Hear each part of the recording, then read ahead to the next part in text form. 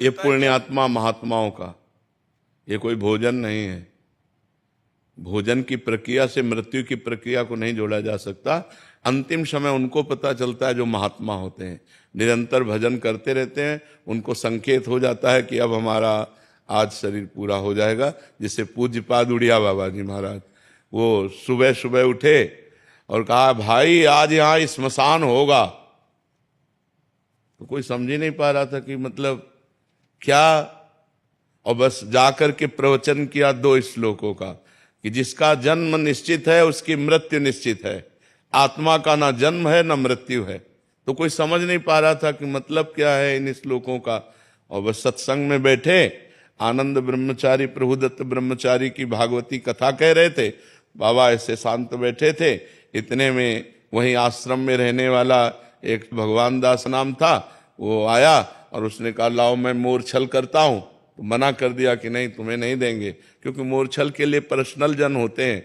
अब वो गया और गड़ासा जिससे चारा काटा जाता है, वो गड़ासा छुपा के ऐसे लाया और बाबा के ऐसे 6 इंच गड़ासा घुस गए। ऐसे 4-5 गड़ासे जोर से मारे, खुली चांद बाबा की, तो ऐसे फव्वारे जैसे उड़ते हैं, ऐसे खून के फव्वारे उड़े। बाबा ओम। बाबा को सुबह पता था कि आज ये घटना होने वाली है।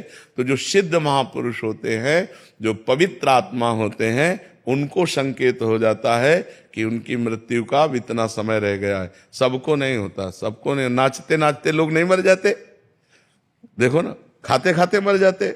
कवल भोजन मंगाया होटल में और ऐसे बैठे ऐसे किया मर गए। अगर उनको पता होता तो काहे को कहते।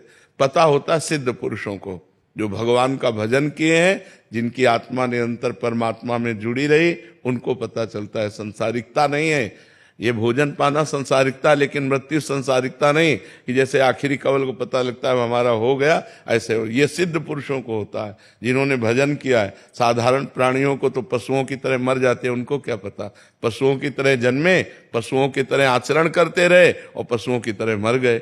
जो मनुष्य रूप में जन्मे और भजन करके भगवान के चिंतन में पूरा जीवन व्यतीत किया, ऐसे सिद्ध महापुरुषों को अंतिम निर्णय आ जाता है कि आपका 1 घंटे में 2 घंटे में शरीर पूरा होने वाला है।